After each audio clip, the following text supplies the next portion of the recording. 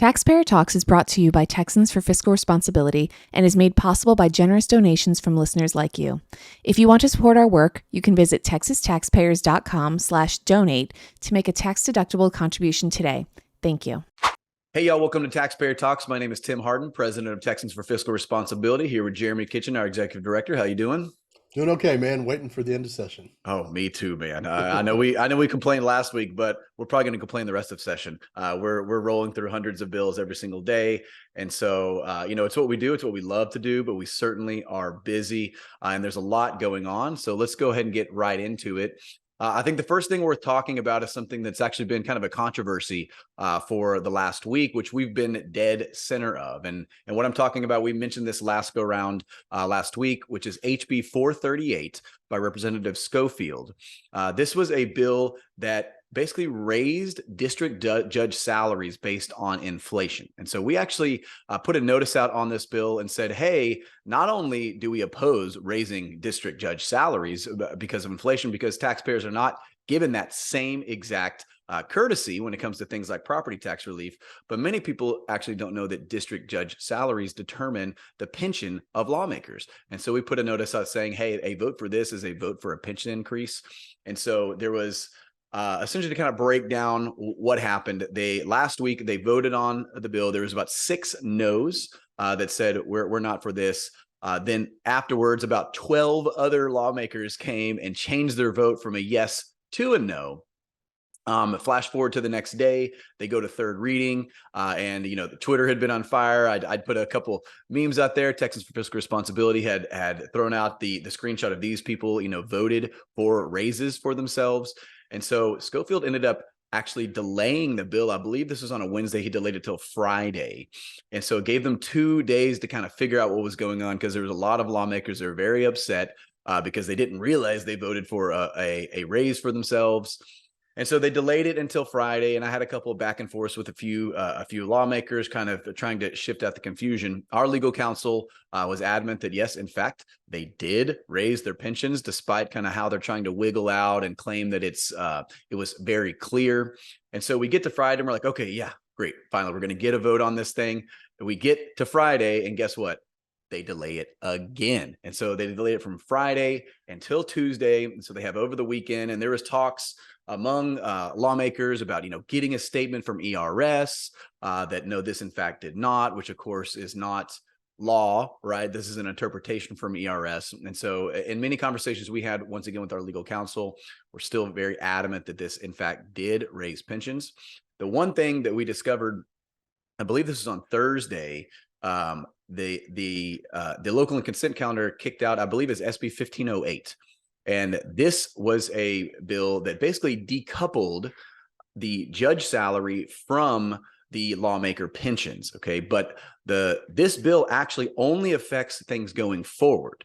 And so meaning if this bill passes, which it likely will, but it is absolutely not current law right now. If this bill passes, then that district judge salary will be decoupled from lawmaker pensions, but it will only affect anybody who retires from here going forward. And so it changes the dynamic of the bill. It doesn't really change the fact that they did vote for pension raises, because the people that I talked to in the Capitol didn't even realize that this bill had passed on local and consent and how significant it actually was. I actually brought it to a few people's attention, right? But it still did not affect retired lawmakers. So that vote they still took, they still voted to raise the pensions of retired lawmakers. And we're assuming, contingent on the passage of this other bill, that in the future it will be decoupled. But we of course can't make decisions based on ifs.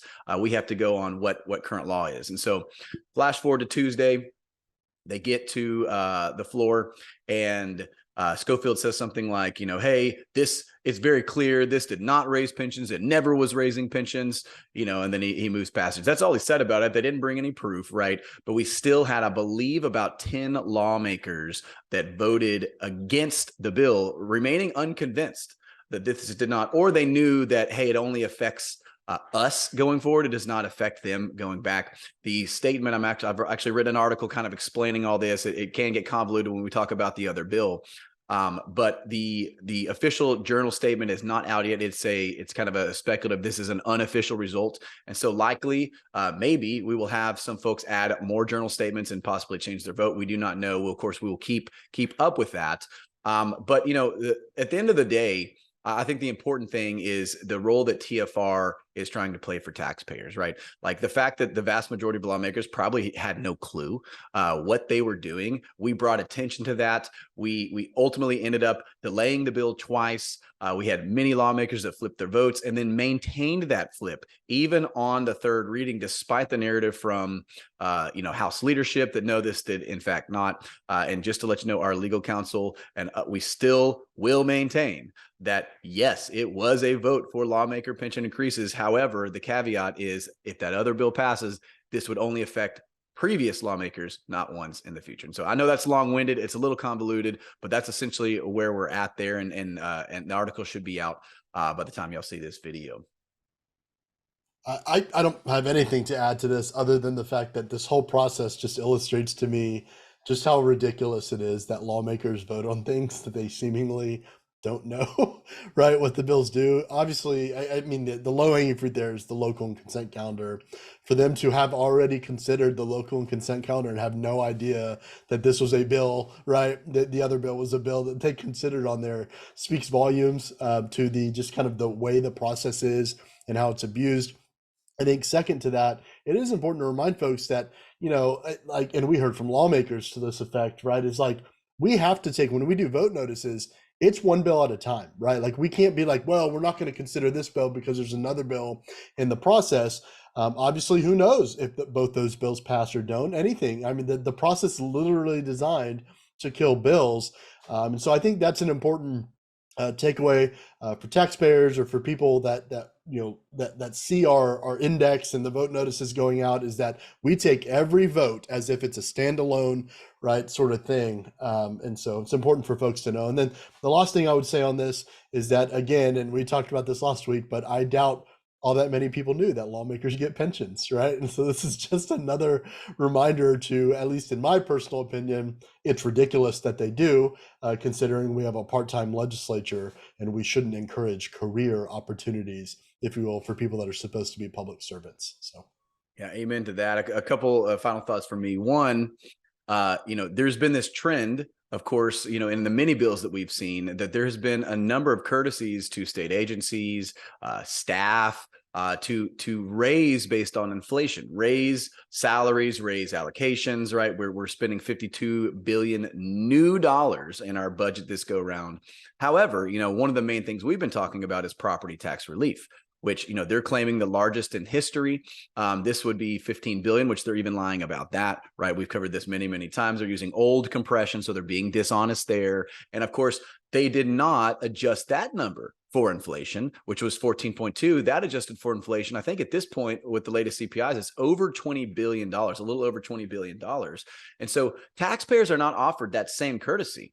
And so it is absolutely immoral for lawmakers or anybody to allocate based on inflation when we are not getting that same courtesy. That's one. But two, the fact that we know that they have been lying about the numbers and using fuzzy math. And even though Tinderholt from the front mic called them out on this, they have continued to double and triple down on these lies. And then we have a bill like this and they're like, this is clear, you should trust us. Oh, trust the people who've been lying to us about numbers this entire time. I remember we were having a conversation, Jeremy, and, you look at politics in general, I don't know if they know this, but, most voters don't trust politicians. That's because, we look back at the history. I think I mentioned, read my lips, no more new taxes.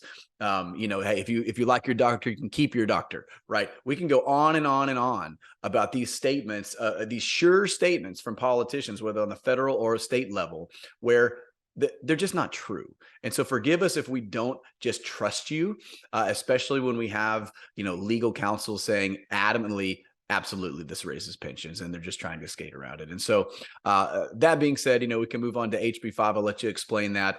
But just want to let y'all know this is one of the reasons we exist, is to advocate for you and to give y'all a seat at the table, because it's pretty apparent that the vast majority of the time lawmakers and even some caucuses are not giving taxpayers a seat at the table. But that's why we exist. And so we hope we serve that purpose. That being said, Jeremy, why don't you break us down on, we have a huge bill on the calendar today, I guess, because we're recording this on Wednesday. This is a corporate welfare program. So give us a breakdown of kind of where we're at, how it's changed, and what we expect to see. Yeah, so of course we've talked about this bill several times, but it's finally coming to the floor. House Bill 5, or the Corporate Welfare Revival Effort post Chapter 313 tax abatement, the word you can't say, right, is now scheduled for Thursday, or today, when listeners are seeing and hearing this. It's been put on the floor. It is up to now, as an update since last week, it is up to 80 public supporters, meaning there are 80 authors of the bill, both joint authors and co-authors. It's a myriad of Republicans and Democrats. Again, it's worth reminding folks that both major political parties, both Republican and Democrat state party platforms, oppose corporate welfare. Yet you've got 80 people in the House that have publicly said, well, screw that, right? Let's go with corporate welfare and reviving it. The only people that want this, as we've said several times, is it's certainly not the taxpayer that's going to have the increased burden, right, from the tax abatement that's given to these companies, but it literally is these multinational companies that would benefit, first and foremost. Now, there are, to be fair to them and the author, there are some, maybe not concessions, but some things that have been done, provisions now included in the bill that have made it better. I want to be clear, we're still absolutely opposed, right, to corporate welfare in all its forms, but they did at least attempt to make this bill slightly better.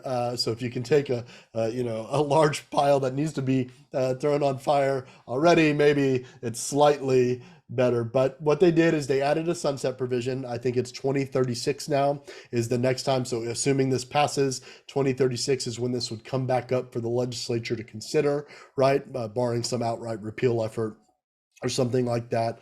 They added some increased, quote, transparency metrics, meaning every year this stuff would be subjected to a state audit, right? Kind of unclear as to how in-depth that audit would be, but be subject to that. So that's, at least there's some transparency / accountability there. But of course, the big takeaway here is that it would still allow school districts to offer a tax abatement to companies, and it's not requiring school districts, right, to lower their spending. So they're going to have to get that revenue, that misplaced revenue, from somewhere. Who do they go to? They're going to go to individual taxpayers. And I think that needs to maintain at the forefront that you have lawmakers who are purportedly giving us property tax relief while also simultaneously increasing the burden on those same property taxpayers. Do you want to stay up to date with what the Swamp is doing in Austin? Please like and subscribe and turn on notifications so you get notified of future videos with Texans for Fiscal Responsibility.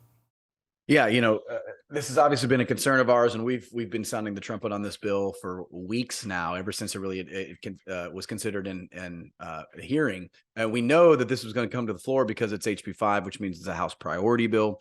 And so the main concern, and you already kind of touched on this, is the extreme lack of taxpayer and property tax relief that has been offered, and the spending spree that lawmakers have been going on, not only in the budget, increasing it to historic levels, but this is not the only corporate welfare bill that has been put forth. As a matter of fact, we noticed one, which, by the way, again, was delayed, just kind of showing that when people are paying attention, lawmakers get nervous. But this is HB 3600, I believe, by Four Price. Is this right?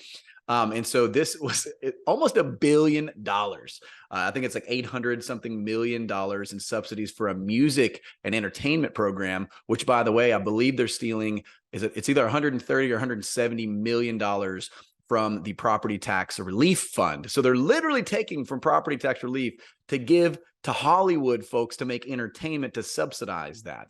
And this is just one of many, many, many, many corporate welfare bills. We have all kinds of bills that are giving things to special events. We just keep adding more and more and more. And this kind of shows why we adamantly oppose things like this, because once they get their foot in the door on these subsidies programs, like, they just get worse. Last go round was honestly a miracle and a fluke that we did not renew 313s.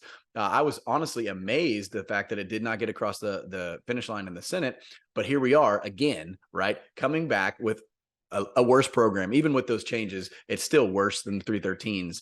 And it does look like it does have a path to the governor's desk. and the governor has already voiced support for it.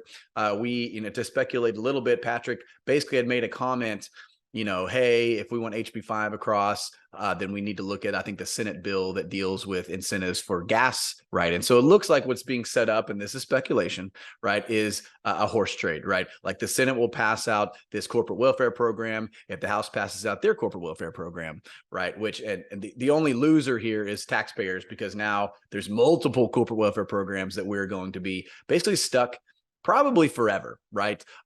Especially if we don't get that sunset provision moved back. We're talking, if it's 2036, we're talking, what is that, 14 years, 12 years before we're even going to talk about this. And so I think an amendment, and we probably will see quite a few amendments on HB5 regarding all kinds of different subjects. But even moving that sunset back to 2 years, something reasonable, so we can check in 2 years if this does pass. Of course, the best case scenario would be this dies on a point of order, or Dan Patrick grows a backbone and kills this bill over in the Senate, and actually advocates for taxpayers. We will continue to oppose this and shine a light on it. The legislature absolutely hates that. They hate when we talk about how much waste there is of taxpayer dollars. And so that is our mission. We will continue that. And we encourage any of y'all who oppose corporate welfare and value property tax relief to be calling your lawmakers, especially if they've signed on to this horrendous bill, and demand they pull their names off and not pass this thing on Thursday. The last thing I would say on this, right, is just to be clear on our position. They talk about this being under the guise of economic incentives. We maintain that the best economic incentive is to literally create an environment that's low tax, low regulation, so all Texans benefit, right? Not just the select few, not just the government picking winners over losers, the losers being the taxpayers, right? In this case, and we think that that's the best way going forward, and we should absolutely not do what they're trying to do here, which is institute a completely new corporate welfare program, in many ways worse than the previous corporate welfare program that we've talked about several times before. And if your lawmakers signed on to this, you should absolutely ask them why, and to get the heck off of it, right, immediately, because it's just terrible. It's a terrible precedent. It's terrible that we continue to do this, and it certainly stifles prosperity for everyone else that doesn't benefit. Yeah, speaking of terrible, I want to kind of talk about the session as a whole, right? Now, we're talking from our perspective. And so there has been some good stuff that has been passed, specifically like on medical freedom. There's been a lot of reaction to the COVID pandemic and a lot of really good protections that have been passed, and we expect to be signed for the governor. Of course, the social issues, mainly dealing with like gender transitioning and porn in schools. There's been a lot of really good reforms, involving those as well. But when it comes to, fiscally responsible governance, it's been one of the worst sessions I've ever seen. Like, it is really, really bad. Like I said, we've talked about the budget. We won't go to that, but there's some things that I just wanted to highlight that we're seeing. One being just a massive amount of corporate welfare. Things like occupational licenses, which Abbott came out openly years back saying these things are bad. It's basically paying the government to work. Well, guess what? I can't even count how many new occupational licenses we've created this go around. And so the government is putting more and more barriers in. We're creating more public-private partnerships. We're creating more corporate welfare program. We are taking this big stack of taxpayer dollars, you and I's dollars, $33 billion, and they're just spreading it all over the place. It was exactly what we speculated was going to happen before a session started. It's almost irresistible for lawmakers when they have this much money to not just spend like drunken sailors. And that is absolutely what they have been doing. They've spent, like I said, we said $52 billion in new spending from the last cycle. We're looking at probably right around 10, maybe 12 billion in property tax relief, assuming this gets across the finish line, which we think something will pass. But there's still 17 billion roughly, and we'll see after the budget is finalized, roughly 15, 17 billion in surplus dollars that they're just going to leave out there, that although they promise to give this money back to taxpayers, they have not, and they will not, according to all of the bills and the budget in its current form. And so they're just going to let it sit out there, likely, just waiting to be a slush fund next biennium, so they can spend that money in the same manner they did this, and just hope that what they've done and them using the fuzzy math saying, hey, we gave the biggest property tax relief in history, that taxpayers are just going to buy it, reelect all these people, and then rinse and repeat. And that's what we've been doing for, 2 decades nearly, especially when it comes to property tax relief, is just, here's a couple trinkets. Everybody gets mad. We get past elections. We demand more property tax relief. They give us more trinkets over and over and over again. And so we're hoping, one, that we can make improvements before session is over, but certainly going into the interim, really holding lawmakers and candidates' feet to the fire, demanding that if they're not willing to do things like eliminate property taxes and to give real relief to taxpayers, well, quite honestly, they just simply need to be voted out. You paint a pretty dismal picture, but I think it's absolutely important to take stock of kind of where we're at, right? And what's lost in a lot of the noise. My biggest takeaways for this session, I think you're absolutely right and spot on everything you mentioned, right? But to me, the way I kind of catch it all in one thing, right, is that we're blessed to live in a state, right? It's the Texas miracle. And what you have, and you've had it really over the last 2 decades, but you certainly see it manifest a lot in this session and recent sessions, are lawmakers, specifically Republican lawmakers, right, that are growing government way beyond its means to serve the citizens it's supposed to exist for, right? And you see that in so many ways this session. And then also creating these barriers to entry for people who move to this state, right, because they're told that we have this economic climate that's so favorable to them, and we're creating barriers, right? Licensure schemes, all sorts of stuff, throwing it up and making it harder, right? It's a protectionist racket for people that are big enough to enjoy that sort of thing. And we're doing all of this while pretending as if we're kind of festering and encouraging this Texas miracle. We're not. We're making sure that there's less prosperity in the future. And to me, that's the biggest takeaway and really the biggest disappointment, I think, this legislative session, is that, especially with that budget surplus, the over-collected taxpayer money, lawmakers have just completely squandered this opportunity that's presented, whether it's eliminating property taxes, right, or instead of creating new barriers to entry, getting rid of existing barriers to entry. I mean, how many bills, we read through all the bills that make it to the House and Senate floor, and I could probably count on one, maybe 2 hands, how many bills sought to repeal existing laws, right? Almost all of them are creating new things, right? New regulations, new laws, changing, nipping around the edges, right? And as taxpayers, we deserve better, and we should demand better. Absolutely. Yeah, often we're when we offer criticism, right, which we often do, right? Oh, you guys are so negative and pessimistic, but have we ever considered that our lawmakers suck? I mean, that is a possibility. And now we're willing to call balls and strikes, and when good things happen, we praise those who do good things, and we score many votes positively, right? But when it comes to big picture, are we growing government, which is really our mission? We're growing it massively. And so there needs to be criticism, and there's hardly anybody willing to do that. And so we're happy to take up that banner. Just kind of going forward through the rest of the session. One, we will continue to be putting out vote notices. We are coming up on the House bill deadline, which I believe is next. Is it next Wednesday or Thursday, Jeremy? I believe it's Wednesday, but now Wednesday. I'm questioning myself. Okay. Wednesday or Thursday next week. And so what that means is we're going to have massively long calendars. They're probably not going to finish daily calendars. They're going to roll calendars. They're going to go very, very long days. And so, of course, we'll continue to put out vote notices. And then even when that hits, then they're going to start dealing with Senate bills, and the Senate's going to be dealing mainly with House bills.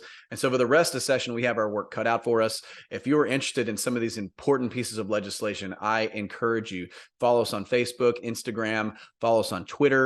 Please go to texastaxpayers.com and subscribe for our fiscal note, which is kind of our weekly update. And then you can also subscribe to our vote notice page, which you will receive vote notices in real time within 24 hours. Hey, this is coming up, and here's how we feel about it. And so please use this as a resource. We are free. We are supported by independent donors. And so, of course, if you support our mission, please donate. This is how we're able to do the things that we're able to do and to serve taxpayers.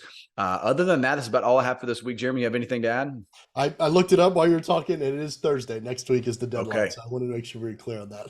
So Thursday. So busy week ahead of us. We appreciate y'all being with us. And of course, we will give you an update next week on Taxpayer Talks. We appreciate y'all. Have a good one.